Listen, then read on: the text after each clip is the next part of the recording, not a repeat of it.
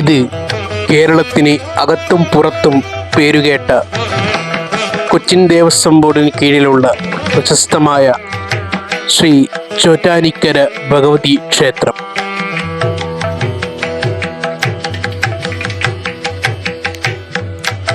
ചോറ്റാനിക്കര ഭഗവതി ക്ഷേത്രം എന്ന് പറയുന്നത് രണ്ട് കാവുകൾ കൂടിയതാണ്, മേൽക്കാവും താഴേക്കാവും.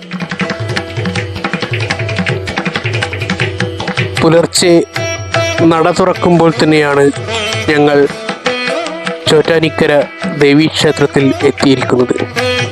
അതുകൊണ്ട് തന്നെ ദേവിയുടെ ബിംബത്തിൽ ഒരേ അലങ്കാരങ്ങളുമില്ലാതെ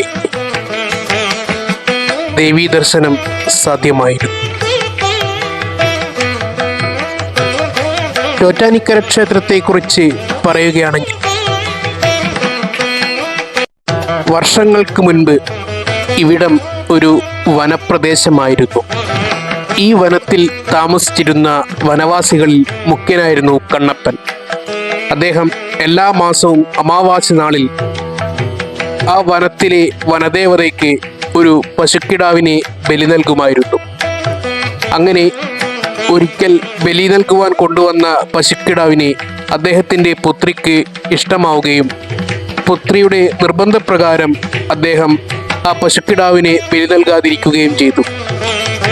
പിന്നെ കുറച്ചു കാലത്തിന് ശേഷം അദ്ദേഹത്തിൻ്റെ പുത്രി മരണപ്പെടുകയും ആ പുത്രി പരിപാലിച്ചു പോന്ന ആ പശുക്കിടാവ് ഒരു ശിലയായി മാറുകയും ചെയ്തു.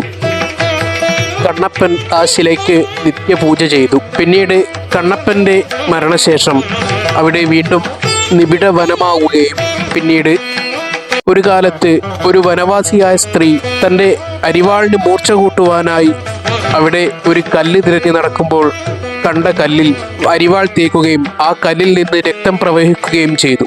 ആ സ്ഥാനത്ത് പരാശക്തിയായ ദേവിയുടെ സാന്നിധ്യമുണ്ടെന്ന് തിരിച്ചറിഞ്ഞ ആ നാട്ടുകാർ അവിടെ ദേവിക്ക് വേണ്ടി ക്ഷേത്രം പണിത് പൂജ ചെയ്യുകയും ചെയ്തു. അതാണ് ചോറ്റാനിക്കര മേൽക്കാവ്. ഇതാണ് പവിഴമല്ലിത്തറ അഥവാ ശ്രീമൂലസ്ഥാനം. ഇവിടെയാണ് ദേവിയെ ആദ്യമായി ശിലാരൂപത്തിൽ ദർശിക്കുന്നത്.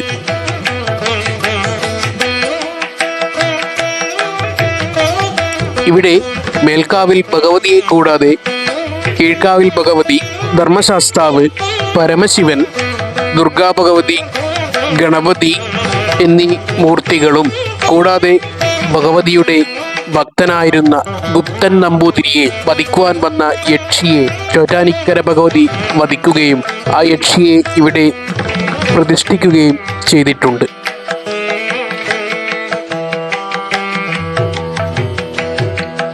ദിവസവും അനേകം ഭക്തരാണ് ഇവിടെ അമ്മയുടെ ആശ്രയത്തിനായി എത്തിച്ചേരുന്നത്. മാറാവ്യാധികളും ബാധോപദ്രവങ്ങളും കൊണ്ട് പൊറുതിമുട്ടുന്നവർ അമ്മയുടെ തിരുചരണത്തിൽ ആശ്രയം തേടി വരുന്നു. ചോറ്റാനിക്കര ഭഗവതിയുടെ മുന്നിലെത്തുന്ന ഏതൊരു ഭക്തനും വെറും കൈയോടെ തിരിച്ചു പോകേണ്ടി വരില്ല. ആശ്രിത വത്സലയാണ് ഭഗവതി. മേൽക്കാവിൽ ഭഗവതിയെ തൊഴുത് കീഴ്ക്കാവിൽ പടിക്കെട്ടുകൾ ഇറങ്ങി കീഴ്ക്കാവിൽ വാണരുളുന്ന സാക്ഷാൽ ഭദ്രകാളിയെ തൊഴാം. വില്വമംഗലം സ്വാമിയാർ പ്രതിഷ്ഠ ചെയ്ത ദേവിയാണ് കീഴ്ക്കാവിൽ അമ്മ. ചോറ്റാനിക്കര അമ്മയുടെ ഐതിഹ്യത്തിൽ പറഞ്ഞ കണ്ണപ്പൻ തന്നെയാണ് വില്വമംഗലം സ്വാമിയാറായി പുനർജനിച്ചത് എന്നാണ് പറയപ്പെടുന്നത്. വില്വമംഗലം സ്വാമിയാറും ശിഷ്യന്മാരും ഒരിക്കൽ ചോറ്റാനിക്കര എത്തുകയും സ്വാമിയാർ ഇവിടെയുള്ള കുളത്തിൽ മുങ്ങി വരുമ്പോൾ സ്വാമിയാർക്ക് ശ്രീഭദ്രകാളി ദേവിയുടെ വിഗ്രഹം ലഭിക്കുകയും അത് കീഴ്ക്കാവിൽ പ്രതിഷ്ഠ ചെയ്തു. എല്ലാ ദിവസവും രാത്രിയിലുള്ള കീഴ്ക്കാവിലെ ഗുരുതി പൂജ ഏറെ വിശേഷമാണ്. കണ്ടു നിൽക്കുന്നവർക്ക് ഏറെ അത്ഭുതകരവുമാണ് കീഴ്ക്കാവിലെ ഗുരുതി പൂജ. ബാധോപദ്രവങ്ങളുമായി വരുന്നവർ ഉറഞ്ഞുതുള്ളി ദേവിയുടെ മുന്നിൽ സത്യം ചെയ്ത് ബാധ ഒഴിഞ്ഞു പോകുന്നു. അവർക്ക് പിന്നീട് സൗഖ്യമാവുകയും ചെയ്യുന്നു.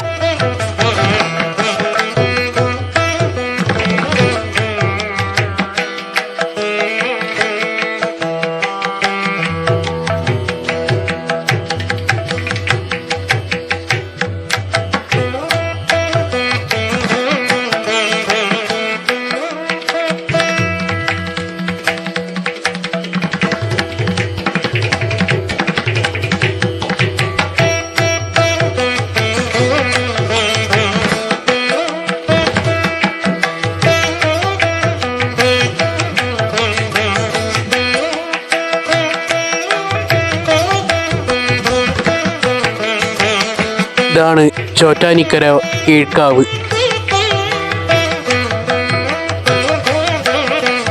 ചോറ്റാനിക്കര കീഴ്ക്കാവിന് പുറത്ത് ഒരു മരമുണ്ട്. അതിൽ അനവധിയായിരിക്കുന്ന പാവകളും ആണികളും തറച്ചതായി കാണാം. പണ്ടുകാലത്ത് ബാധ ഉറഞ്ഞു തുള്ളുന്നവർ ഈ മരത്തിലാണ് തലകൊണ്ടു തന്നെ ആണിയടിച്ച് ബാധ ഒഴിഞ്ഞു പോകുന്നത്.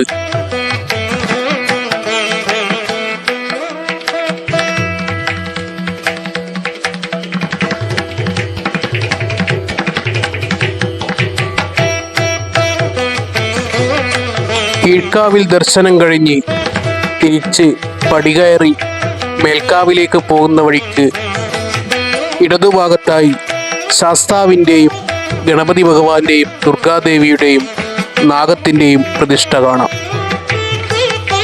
ചോറ്റാനിക്കര ഭഗവതി ത്രിദേവി ഐക്യസ്വരൂപിണിയാണ്.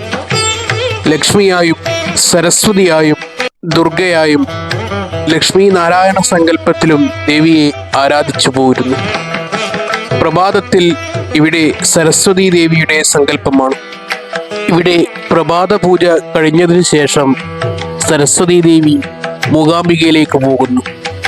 ആയതിനാൽ ഇവിടുത്തെ പ്രഭാത പൂജയ്ക്ക് ശേഷമാണ് മൂകാംബികയിൽ നട തുറക്കുന്നത്. സാധാരണ ഏതൊരു ദേവീ ഭക്തനും ചൊല്ലുന്ന ഒരു പ്രാർത്ഥനയാണ് അമ്മേ നാരായണ, ദേവി നാരായണ, ലക്ഷ്മി നാരായണ, ഭദ്രേ നാരായണ. സത്യത്തിൽ ചോറ്റാനിക്കരയിലെ പ്രാർത്ഥനയാണ് ഈ വരികൾ. ഇനി നമുക്ക് ദേവിയുടെ പ്രഭാത ശീവേലി കാണാം. ദേവിയുടെ ശിവേലി കണ്ട് അനുഗ്രഹീതരാകുവാൻ എൻ്റെ എല്ലാ സുഹൃത്തുക്കളെയും ഞാൻ സാദരം ക്ഷണിക്കുന്നു.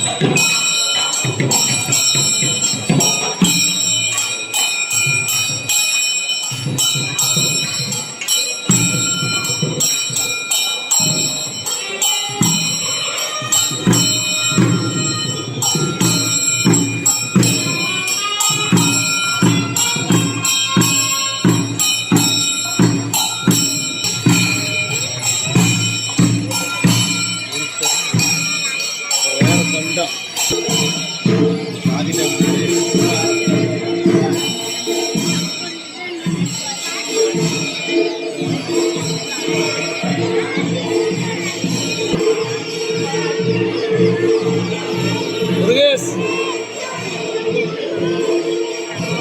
சாமி கம்னு சாமி யானை மேல வருது சாமி யானை மேல வருது